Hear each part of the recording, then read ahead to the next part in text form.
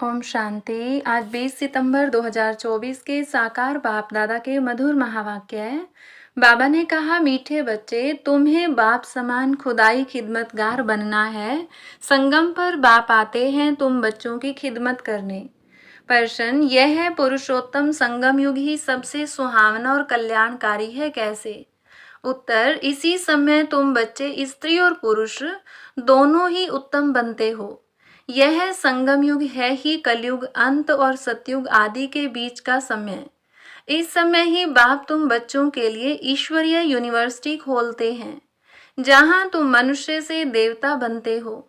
ऐसी यूनिवर्सिटी सारे कल्प में कभी नहीं होती। इसी समय सबकी सद्गति होती है। ओम शांति।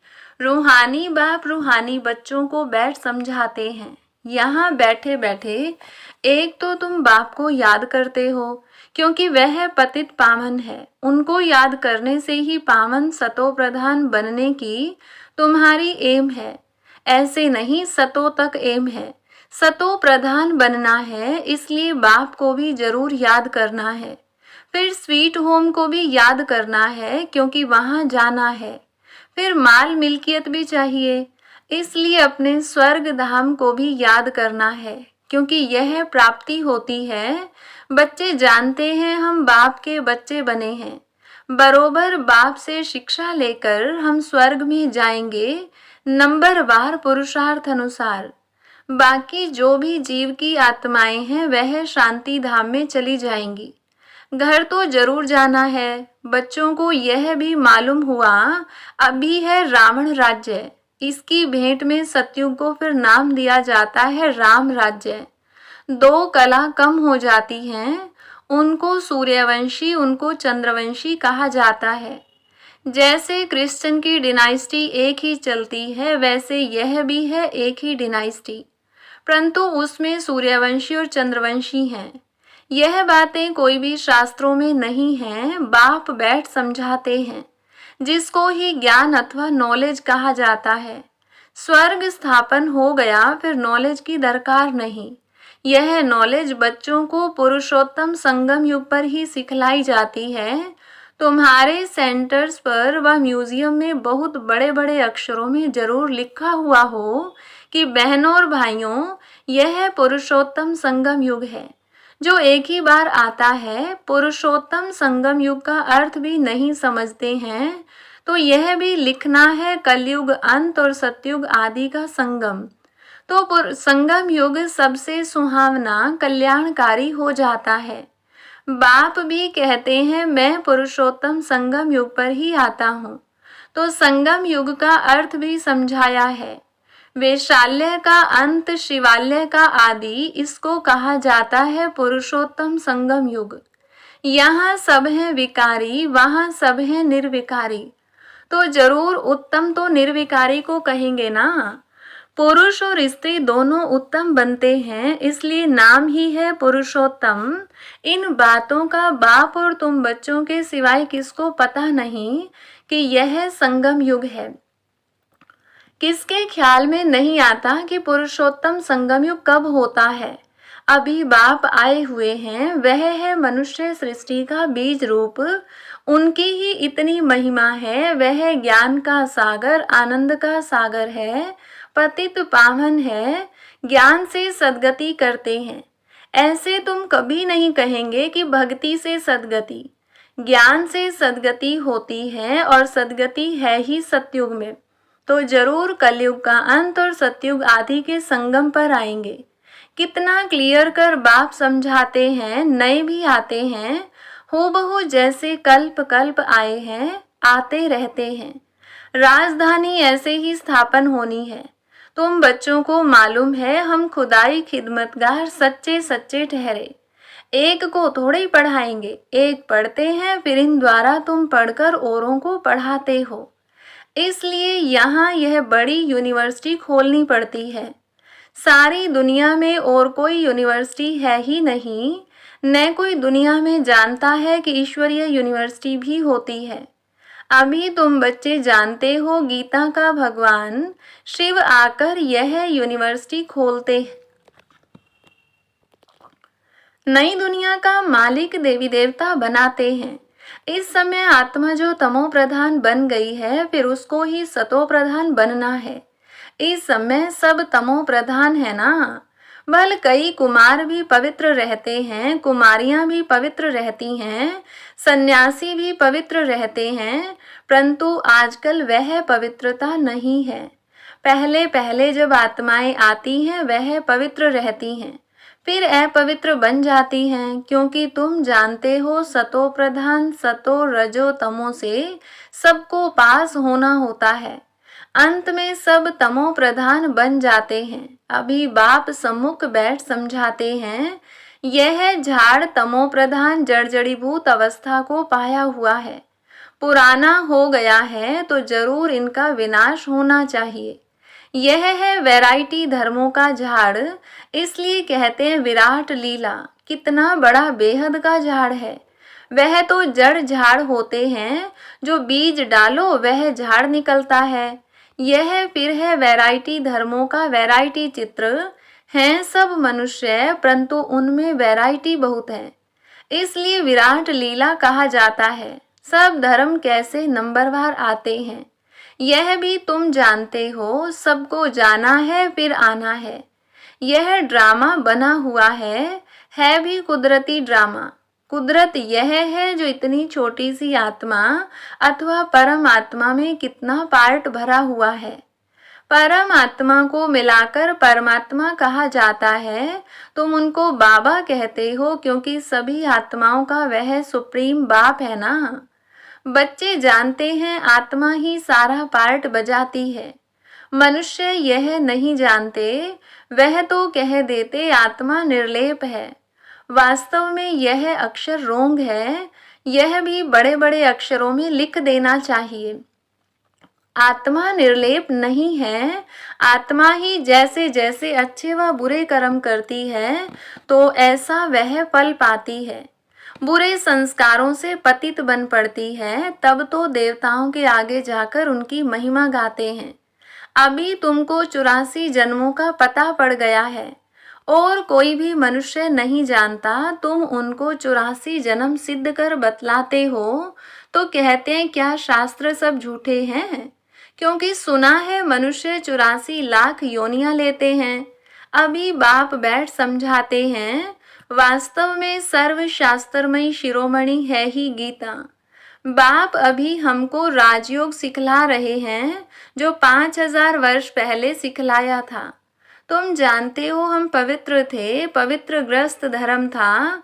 अभी इनको धर्म नहीं कहेंगे, अधर्मी बन पड़े हैं, अर्थात विकारी बन गए हैं। इस खेल को तुम बच्चे समझ गए हो। यह बेहद का ड्रामा है, जो हर 5000 वर्ष के बाद रिपीट होता रहता है। लाखों वर्ष की बात तो कोई समझ भी न सके। यह तो जैसे कल की बात है। तुम शिवालय में थे, आज वेश्यालय में हो, फिर कल शिवालय में होंगे। सत्युग को कहा जाता है शिवालय, त्रेता को सैमी कहा जाता है। इतने वर्ष वहां रहेंगे। पुनर्जन्म में तो आना ही है। इनको कहा जाता है रावण राज्य। तुम आधा कल्प पतित बने, अब बाप कहते हैं ग्रस्त व्यवहार में रहते कमल फूल समान पवित्र बनो। कुमार और कुमारियां तो हैं ही पवित्र, उन्हों को फिर समझाया जाता है ऐसे ग्रस्त में फिर जाना नहीं है, जो फिर पवित्र होने का पुरुषार्थ करना पड़े। भगवान उवाच है कि पावन बनो, तो बेहद के बाप का मानना पड़े ना। तुम ग्रस्त व्यवहार में रहते कमल फूल समान रह सकते हो, फिर बच्चों को पतित बनने की आदत क्यों डालते हो, जबकि बाप 21 जन्मों के लिए पतित होने से बचाते हैं। इसमें लोक लाज कुल की मर्यादा भी छोड़नी पड़े। यह है बेहद की बात। बैचलर्स मना कुमार तो सब धर्मों में बहुत रहते हैं, परंतु सेफ्टी से रहना जरा मुश्किल होता है। फिर भी रावण राज्य में रहते हैं ना। विलायत में भी ऐसे बहुत मनुष्य शादी नहीं करते हैं, फिर पिछाड़ी में कर लेते हैं कंपेनियनशिप के लिए। क्रिमिनल आई से नहीं करते हैं, ऐसे भी दुनिया में बहुत होते हैं। पूरी संभाल करते हैं, फिर जब मरते हैं तो कुछ उनको देकर जाते हैं। कुछ धर्माऊ लगा देते हैं, ट्रस्ट बनाकर जाते हैं। विलायत में भी बड़े बड़े ट्रस्ट होते हैं जो फिर यहाँ भी मदद करते हैं। यहाँ ऐसा ट्रस्ट नहीं होगा जो विलायत को भी मदद करे। यहाँ तो गरीब लोग हैं, क्या मदद करेंगे। वहाँ तो उन्हों के पास पैसे बहुत हैं। भारत तो गरीब है ना। भारतवासियों की क्या हालत है। भारत कितना सिरताज था, कल की बात है। खुद भी कहते हैं 3000 वर्ष पहले पैराडाइज था। बाप ही बनाते हैं। तुम जानते हो बाप कैसे ऊपर से नीचे आते हैं पतितों को पावन बनाने। वह है ही ज्ञान का सागर, पतित पावन, सर्व का सद्गति दाता, अर्थात सबको पावन बनाने वाला। तुम बच्चे जानते हो मेरी महिमा तो सब गाते हैं। मैं यहाँ पतित दुनिया में ही आता हूँ तुमको पावन बनाने।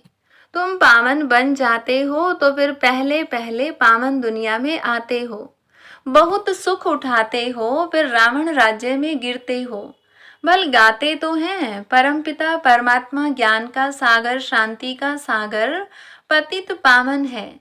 परंतु पावन बनाने के लिए कब आएंगे यह कोई भी जानते ही नहीं है। बाप कहते हैं तुम मेरी महिमा करते हो ना। अब मैं आया हूँ, तुमको अपना परिचय दे रहा हूँ। मैं हर 5000 वर्ष के बाद इस पुरुषोत्तम संगम युग पर आता हूँ। कैसे आता हूँ वह भी समझाता हूँ।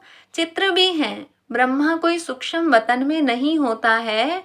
ब्रह्मा यहाँ है और ब्राह्मण भी यहाँ है, जिसको ग्रेट ग्रेट ग्रैंड फादर कहा जाता है, जिसका फिर सिजरा बनता है। मनुष्य सृष्टि का सिजरा तो प्रजापिता ब्रह्मा से ही चलेगा ना। प्रजापिता है तो जरूर उनकी प्रजा होगी। कुख वंशावली तो हो न सके, जरूर एडॉप्टेड होंगे। ग्रेट ग्रेट ग्रैंड फादर है तो जरूर एडॉप्ट किया होगा। तुम सब एडॉप्टेड बच्चे हो। अभी तुम ब्राह्मण बने हो, फिर तुमको देवता बनना है। शूद्र से ब्राह्मण, फिर ब्राह्मण से देवता। यह बाजोली का खेल है। विराट रूप का भी चित्र है ना। वहां से सबको यहाँ आना है जरूर। जब सब आ जाते हैं फिर क्रिएटर भी आते हैं। वह क्रिएटर डायरेक्टर है, एक्ट भी करते हैं। बाप कहते हैं हे आत्माएं तुम मुझे जानते हो, तुम आत्माएं मेरे सब बच्चे हो ना। तुमने पहले सतयुग में शरीरधारी बन कितना अच्छा सुख का पार्ट बजाया, फिर 84 जन्म बाद तुम कितना दुख में आ गए हो।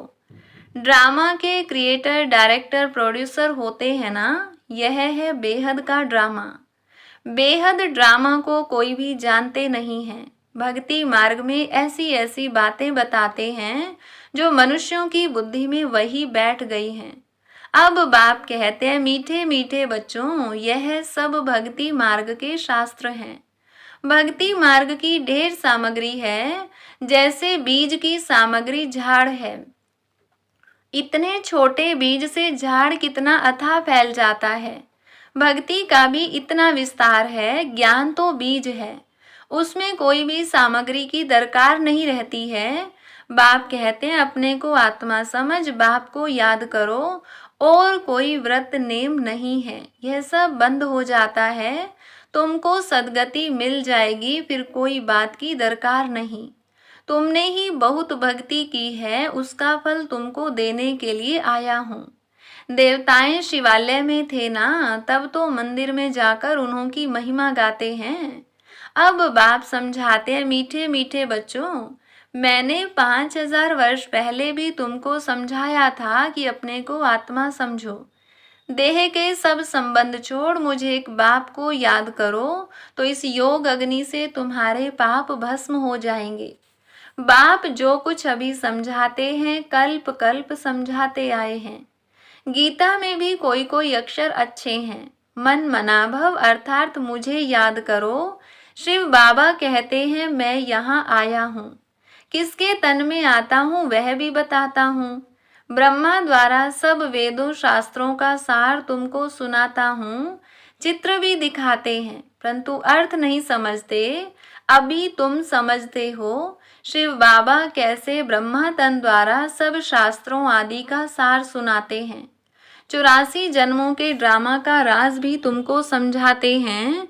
इनके ही बहुत जन्मों के अंत में आता हूँ, यही फिर पहले नंबर का प्रिंस बनते हैं, फिर 84 जन्मों में आते हैं। अच्छा, मीठे मीठे सिकिलधे बच्चों प्रति माता पिता बाप दादा का याद प्यार और गुड मॉर्निंग। रूहानी बाप की रूहानी बच्चों को नमस्ते, रूहानी बच्चों की रूहानी बाप दादा को नमस्ते। धारणा के लिए मुख्य सार। पहली पॉइंट, इस रावण राज्य में रहते पतित लोक लाज कुल की मर्यादा को छोड़ बेहद बाप की बात माननी है। ग्रस्त व्यवहार में कमल फूल समान रहना है। दूसरी पॉइंट, इस वैरायटी विराट लीला को अच्छी तरह समझना है। इसमें पार्ट बजाने वाली आत्मा निर्लेप नहीं, अच्छे बुरे कर्म करती और उसका फल पाती है। इस राज को समझकर श्रेष्ठ कर्म करने हैं। वरदान, बाप के संस्कारों को अपने ओरिजिनल संस्कार बनाने वाले शुभ भावना शुभ कामना धारी भव। अभी तक कई बच्चों में फीलिंग के, किनारा करने के, पर चिंतन करने व सुनने के भिन्न भिन्न संस्कार हैं, जिन्हें कह देते हो कि क्या करें, मेरे ये संस्कार हैं। ये मेरा शब्द ही पुरुषार्थ में ढीला करता है। यह रावण की चीज है, मेरी नहीं। लेकिन जो बाप के संस्कार हैं वही ब्राह्मणों के ओरिजिनल संस्कार हैं। वह संस्कार हैं विश्व कल्याणकारी, शुभ चिंतनधारी, सबके प्रति शुभ भावना शुभ कामनाधारी। स्लोगन, जिनमें समर्थी है वही सर्वशक्तियों के खजाने का अधिकारी है। अच्छा, ओम शांति।